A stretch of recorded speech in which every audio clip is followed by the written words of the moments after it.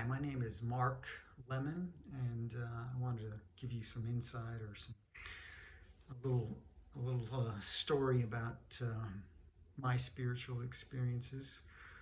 When I was 19, I started taking beginning classes at it was called the Berkeley Psychic Institute, but it was also connected to, or it was a seminary of a training seminary of a church. So ultimately, when you do some of their programs, you end up involved, you end up part of the church, you end up a minister in the church.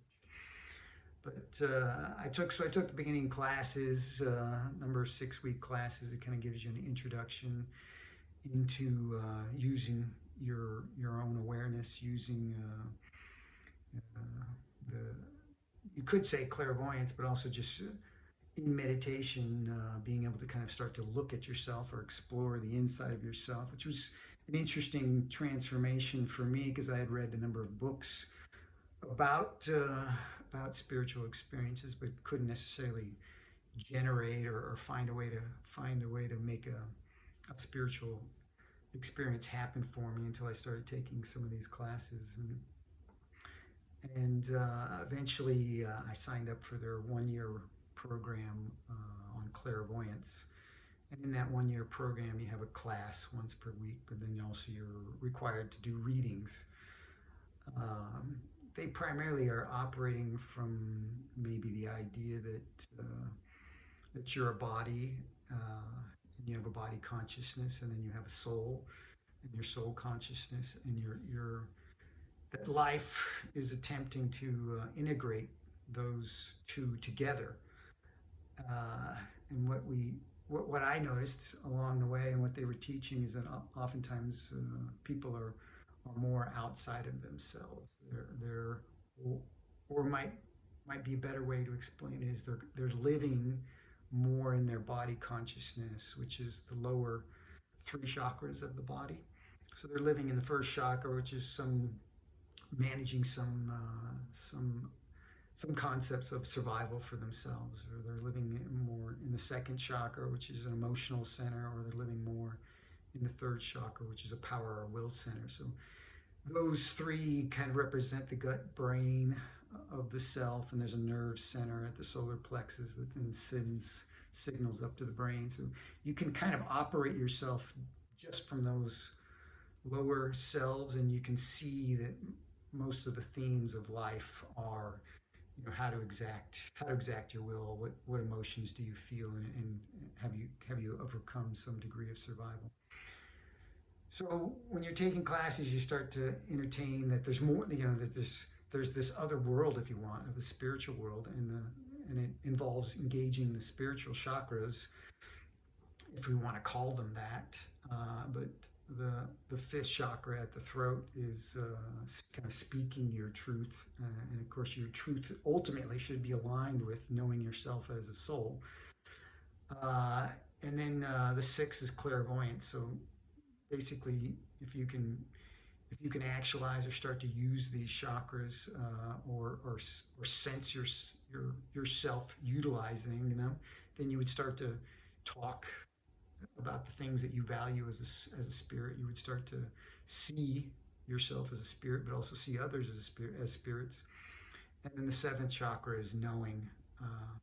These upper 3 chakras, they represent that upper end of yourself, and then the lower chakras represent the body personality. And in between is the 4th chakra.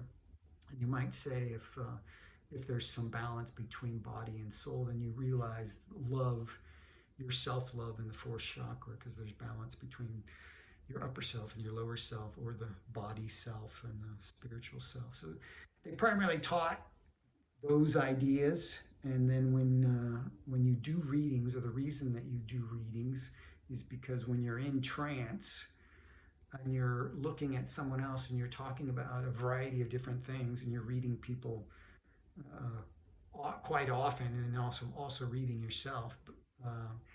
But when you're reading other people, you're suddenly in a situation where you're talking about things that you wouldn't normally talk about. And if you're present as a soul, which is pretty much what happens when you read. You, you it engages you to be present, and so then, and it's one of the few activities that engages you in such a way that you use all of your upper chakras, because in a reading you're attempting to talk to the person that you're reading. You're attempting to then speak this degree of truth, and then you're also seeing. So you're seeing something and describing it, and then you're also kind of in a space of expressing some knowingness about what you're seeing when you're reading.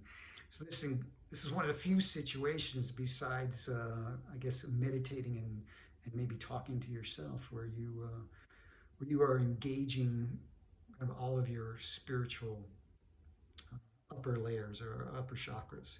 So it's an interesting processing technique. They also There's also this kind of idea that for you to really make change, or for you to make a transformation in your life, you need to be present as a soul, and not just living, or not just sometimes we call it repeating the same things over and over, kind of living in the body personality. That sometimes life can be a bit redundant, or people can repeat. So it's kind of neat that they have these teaching ideas, and then also this modality where you can engage your soul, and then begin to feel that sense of strength, which doesn't happen in many other opportunities in the kind of Western culture. So I did that 1 year program, and then went on to do other programs. They have teaching programs. They have ministers in training, because it is a Christian church, and then you become I think I said earlier, you become a minister in that organization, and then I taught classes there, and then eventually I went on and did some of this stuff on my own. So overall, I did it for just about 10 years, and then I got married, had a daughter, and it just became difficult juggling it all. And I think I needed something that was going to make more income than what I was doing, teaching kind of part-time classes. So I ended up taking a break from it, and now, really 20 years later, I'm kind of recovering that lost self that did that for 10 years. It wasn't completely lost, because I was always meditating to some degree, and always asking friends or family, you want a reading, or you want some insight, or using that to help them get past something. So I was always still kind of doing it, but not to the degree I was, and some of the larger transformations that occurred for me when I was really intense into it. Some of those didn't come to the same degree, but recently I did have an experience where I was in Kyoto, and we happened upon this property that appeared to be a monastery. It could have been something else, so I was trying to kind of figure that out as I was walking around. But when we walked onto the grounds of this location, it appeared that something happened in time, because the energy there was charged in a way that I hadn't experienced in other places. Just kind of walking around a tourist, a lot of times things don't seem like there's any energetic history. There's a story being told by the physical buildings, but the depth, or the energetic history is not there anymore. So when we happened upon this location, it was charged with this energy. My hands were kind of buzzing, and I was like, what's going on here? Something happened here. So a story was starting to build inside my mind, and I kept walking around the property, and I was going from one building to another, and then at some point I kind of heard myself say, hey, someone achieved enlightenment here, and that that state that they achieved has kind of charged the area around here, and maybe even if it was a monastery and there was monks still around, maybe they were keeping that energy alive somehow. So I continued to walk around just with this kind of hypothesis in my mind. This monastery was in a valley, so I walked up the hills, uh, which ascended kind of quickly. And at the top, not necessarily at the top, but all along the way up the hill, there was a cave. And so I go, this is kind of a sign of maybe some predisposition that monks have to kind of remove themselves, to go somewhere in nature and isolate themselves. So I was like, there seems to be signs here that maybe a monk would have been here, which, and then maybe a monastery would have been there, which would, kind of lead to this hypothesis I have that maybe someone could have achieved enlightenment there. I was interested to see if I could find the location where this occurred, and then maybe there was some kind of center point where the energy was emanating from, and it would be interesting to kind of feel it. I couldn't really find a central point, like where the monk back in time achieved enlightenment.